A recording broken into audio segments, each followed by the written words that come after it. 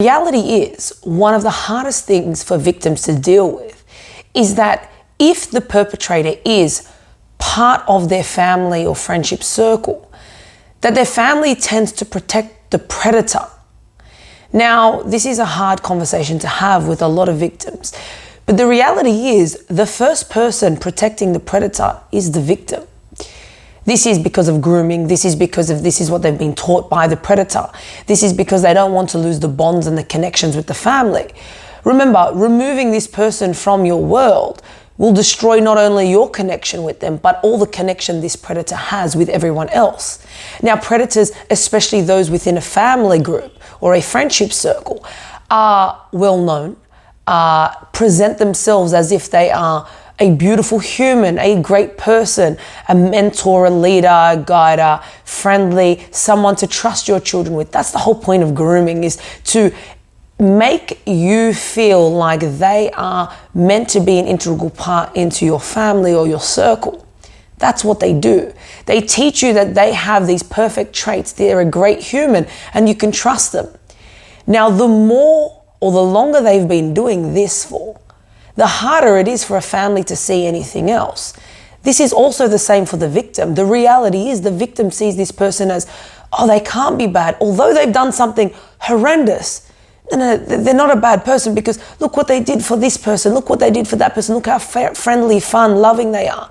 It's like the victim lives in two worlds. You see the perpetrator for the horrid, the harsh reality of what they are. But then you see this, oh, they're an amazing human. So if the victim is confused, if the victim is already seeing two sides to this human, what about the rest of the family who have only seen one side, who have not been the actual victim of the sexual abuse? What happens to them? They don't see this tainted side. It is hard for them to believe it, and that's the whole intention of the predator, is to make it so implausible, so hard for them to believe that, well, it can't be true. And then it gets to the point where it has to kind of be true, because at the end of the day, you're going to discredit a victim, and you will find family members that will. But for those who don't, yes, they may believe you, and then you have another layer to that. They believe you, but let's not say anything.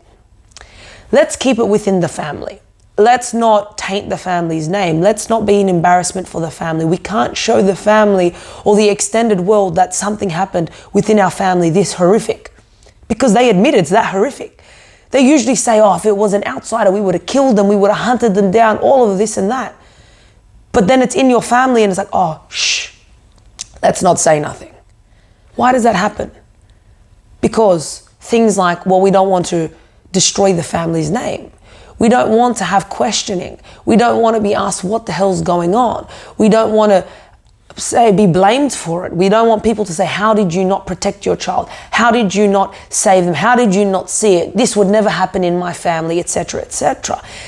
Now, if the families are worried about these questions, imagine the victim. The victim gets the same questions. I'll never forget being asked from just extended family members, even friends, random people, how come you didn't stop it sooner? Why didn't you say something earlier? Didn't you know? Didn't the family know? Didn't they see it? Like, you get asked all these questions and it's like, hold on, stop. It is no one's fault but the predator's fault, period. It does not taint anyone's name but the predator. Let's give you an example.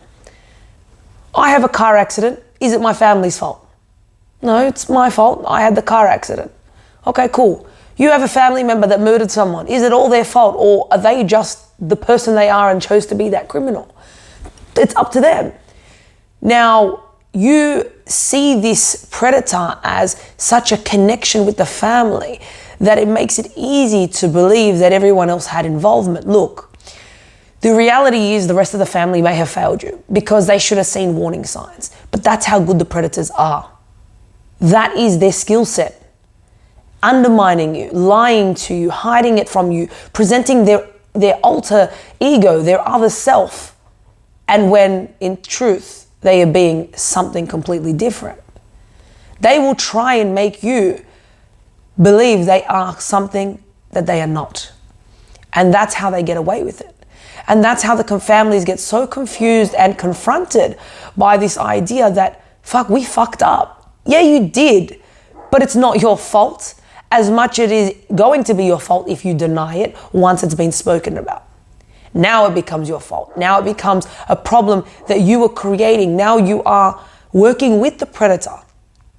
Yeah, it might not be your intention, but that's what you're doing. If you won't speak out with the child, with the person who's spoken out, and if you were trying to hide it and bury it in your families, that's because you feel there is some blame, but you're making it worse. You're making it worse for the victim, and you're making it easier for the predator. That's for sure. So if you were a family that is hiding or potentially not saying or speaking up against the injustice within your family to protect a name or to protect the victim, you're not protecting the victim, you're making it harder. Speak out. Make it common knowledge. Put that predator in the limelight. Don't worry about your family name because people respect you for speaking out against a wrong, an injustice, something that is horrid within our community. If the more families that are hiding this speak up, the easier this conversation becomes.